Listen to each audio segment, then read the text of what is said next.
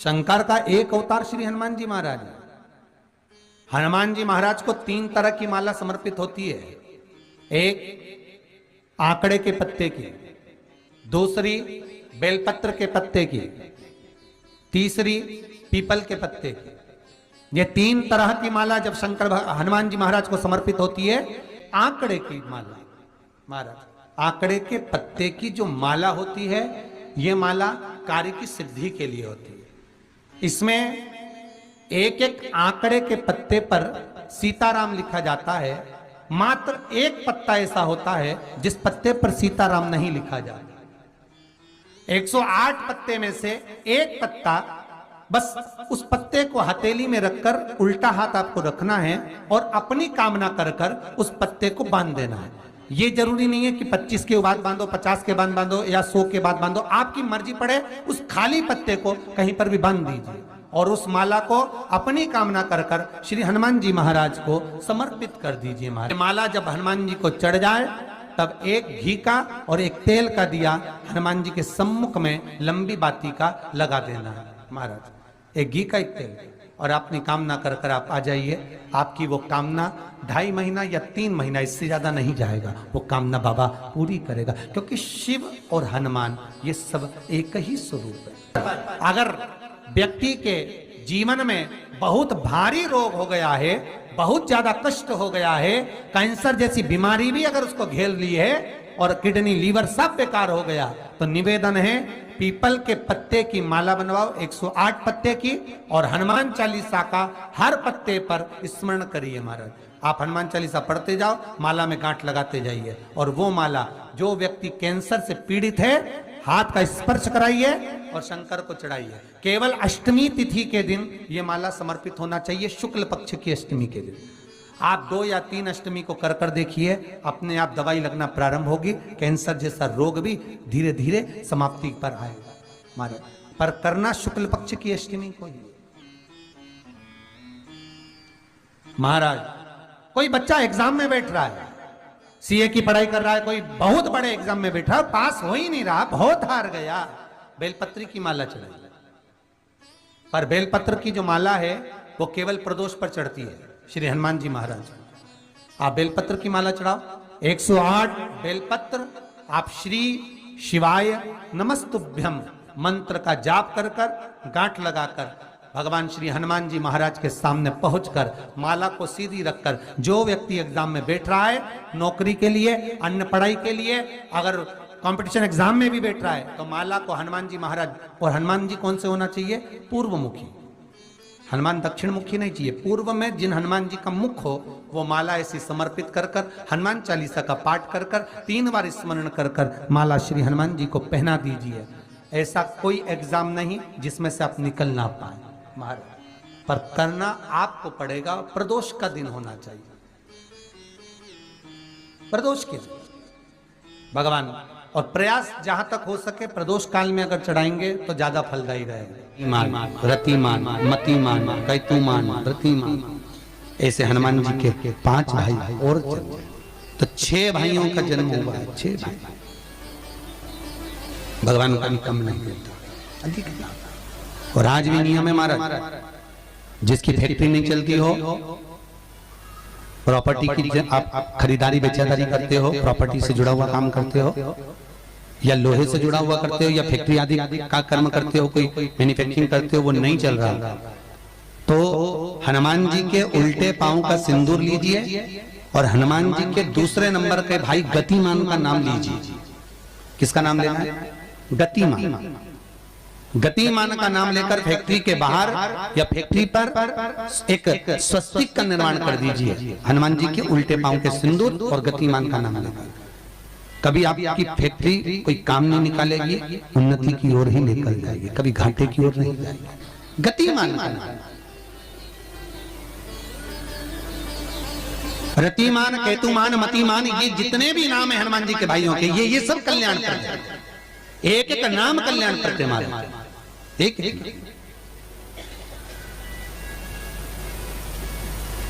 महाराज वो जिन बच्चों को निमोनिया हो जाता है ना, वो सर्दी का कोटा रहता है, बहुत सर्दी सर्दी बच्चों को बनी रहती है, तो हर दिन 5-10 दिन में वापस दौड़ के डॉक्टर के पास लेके जाओ, फिर डॉक्टर के पास ले। वैसे तो डॉक्टर के पास बच्चे आजकल के जमाने के जाते ही जाते हैं, हर 15 दिन 20 दिन में। तो इसके पीछे वो चले जाएं।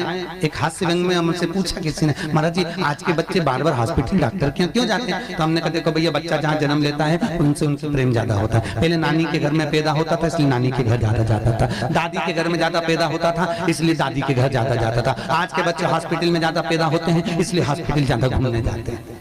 ये हास्य।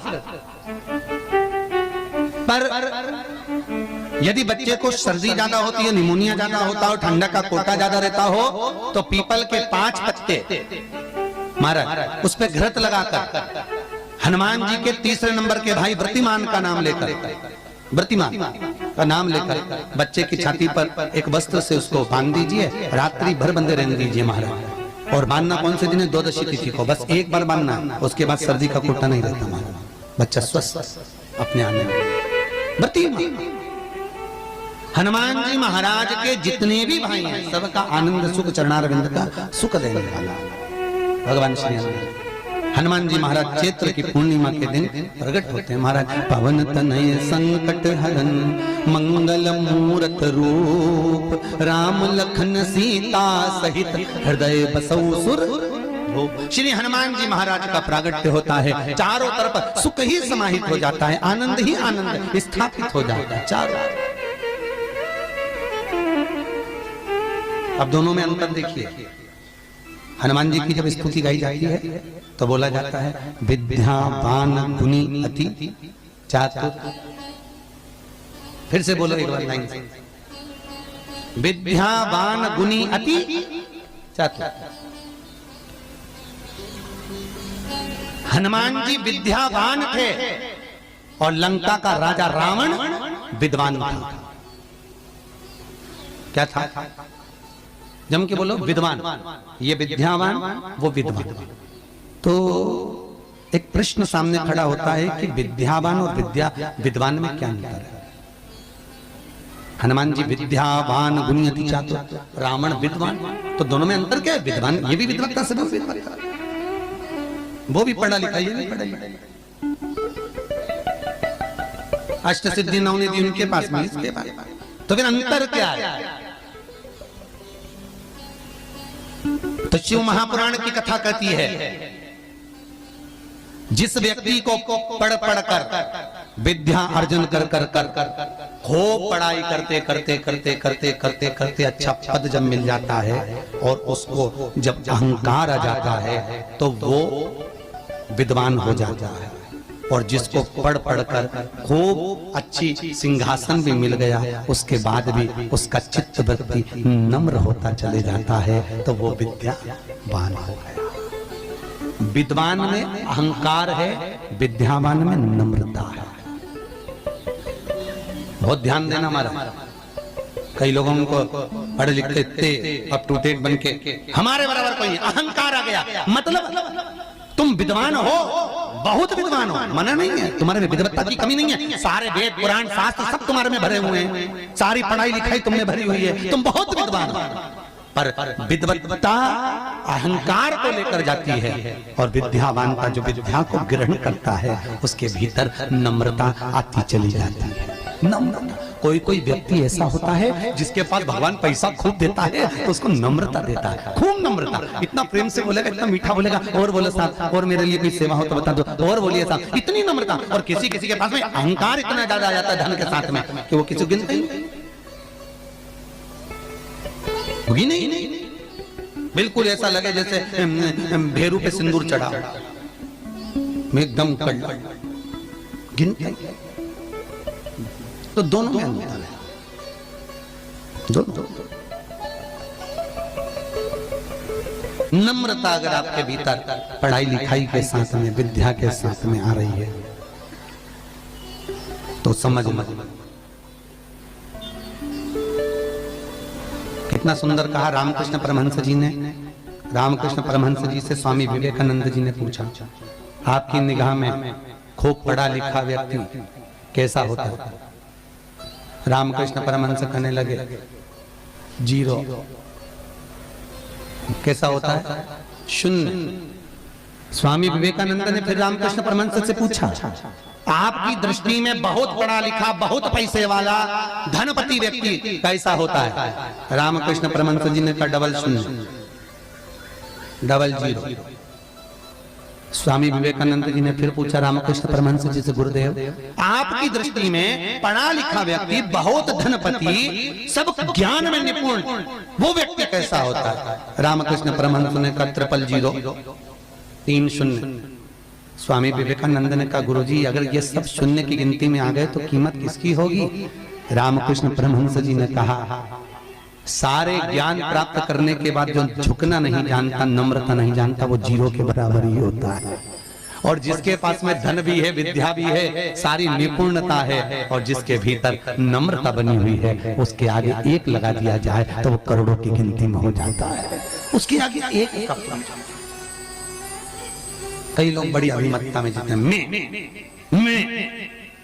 मेरे बराबर कोई नहीं, और जो मैं करके मर जाता है, अगला जन्म बकरा बकरी का हो जाता है, मैं करता फिरता है। छुपकली और बकरा बकरी दोनों पहचान जाओ, बहुत परिचित है। तुम्हारे दरवाजे पर भी कोई बकरा बकरी दिखे तो समझ लेना तुम्हारा रिश्तेदार आया है। मैं करके मर गया, मेरा घर, मेरी परिवार, मेरा कुटुंब, मेरी घर, मेरी गाड़ी, मेरा बंगला, मेरा मेरा मेरा करके मरा, बकरा बकरी। मैं तत्व में अभिमतता।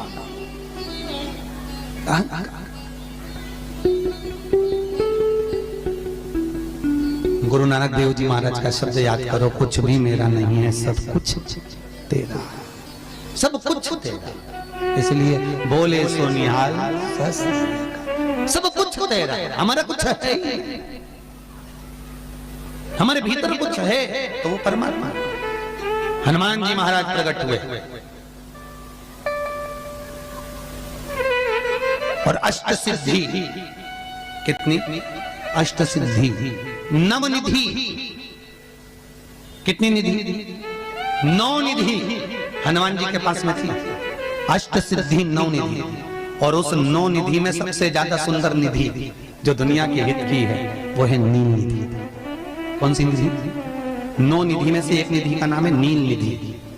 अष्ट सिद्धि नव निधि के दाता, असबर दीन जानकी माता, राम रसायन तुमरे पासा, सदा रहो रघुपति के। आज तुम लोगों ने पुण्य करा होगा, शनिवार के दिन, पूर्णिमा के दिन तुम्हें अष्ट सिद्धि नव निधि मिल गई। आज किस्मत वाले हो गया, भाग्यशाली। अष्ट सिद्धियां नव निधियां प्राप्त हो गई। गाते गाते पूरी जिंदगी हो गई थी, रोज हनुमान चालीसा पढ़ते थे, रोज बोलते थे अष्ट सिद्धि नव निधि की दाता। अष्ट सिद्धि थी कौन सी, नव निधि थी कौन सी? बच्चे पूछे तो बता तो सकते हो कि अष्ट सिद्धि ये है, नव निधि ये है, और किस किस चीज का क्या क्या लाभ है। अष्ट सिद्धि मालूम है? अरे जल्दी बोलो, नहीं मालूम? लिखना चालू करो बात। अष्ट सिद्धियां, पहली अनिमा, दूसरी महिमा, तीसरी गरिमा। अष्ट सिद्धियों में पहली अणिमा, दूसरी महिमा, तीसरी गरिमा। ये हनुमान जी महाराज की जो अष्ट सिद्धियां हैं, इन सिद्धियों के लिए आपको ज्ञात होना चाहिए, हनुमान जी महाराज के जब घर में तुम रोज हनुमान चालीसा का पाठ करती हो, आज एक दिन हो गया, कल दूसरा दिन हो गया, तीसरा दिन हो गया, कैलेंडर में जो पंचांग हो कैलेंडर हो, उस कैलेंडर में एक निशान बना कर रखो कि आपके 108 जब पाठ पूरे हो जाएं, तब 108 बाती आप हनुमान जी महाराज की इन अष्ट सिद्धियों के नाम से लगा दीजिए। जिंदगी में आपका कभी बाल बांका नहीं हो सकता, और आपकी उन्नति को कोई रोक नहीं सकता, यह पक्का है। अष्ट सिद्धियां नवनिधियां 108 जब हनुमान चालीसा के पाठ हो जाए। और कभी कभी व्यक्ति के जीवन में ऐसा भी होता है कि भाई उसको बहुत तकलीफ आ जाती है कि मेरी दुकान नहीं चल रही, व्यापार नहीं चल रहा, मेरे साथ अच्छा नहीं हो रहा, मेरे को तकलीफ आ गई, शनि बढ़ गया, ये हो गया, ढैया हो गया, 7.5 हो गया, बड़ा तकलीफ, कहीं गिर रहा, कहीं पड़ रहा, तो उस व्यक्ति को 108 पाठ एक साथ कर लेना चाहिए। आज बैठा सुबह से शाम तक 108 पाठ करके, और फिर ये अष्ट सिद्धियों की बाती लगा दे। पर अष्ट सिद्धियों की जो बाती लगती है घृत में है, घी घृत, अष्ट सिद्धि। तो ये बाती, तो पहली अणिमा सिद्धि, दूसरी महिमा, तीसरी गरिमा, चौथी लघिमा, चौथी लघिमा, पांचवी प्राप्ति, पांचवी क्या है? प्राप्ति। छठी प्राकंभ, छठी है प्राकंभ। सातवीं है ईर्षत्व, ईर्षत्व। और आठवीं है वशिष्व, आठवीं है वशिष्व। ये हनुमान जी महाराज की 8 सिद्धियां और 9 निधियां। पूरी हनुमान चालीसा की एक एक चौपाई में एक एक चीज से एक एक बीमारी का इलाज है, एक एक बीमारी का। महाराज हनुमान चालीसा की एक एक चौपाई से एक एक बीमारी का। हमारे जीवन को हम चौपाइयों के क्रम से एक एक शब्द का भान करें कि वो उससे हमें प्राप्ति क्या है। अष्ट सिद्धि नवनिधि किस जगह पर स्कंद जी दे रहे हैं? नवनिधियां। जहां पर सेतु बंद हुआ, जहां पर सेतु, तो आप रामेश्वर जाएं, पुराने डाकघर के पास में आज भी 9 शिलाएं नवनिधि के लिए स्कंद देव ने वहां विराजमान करी थी। वहीं हनुमान जी महाराज ने जल पान करा था, वो स्थान आज भी विराजमान है। आज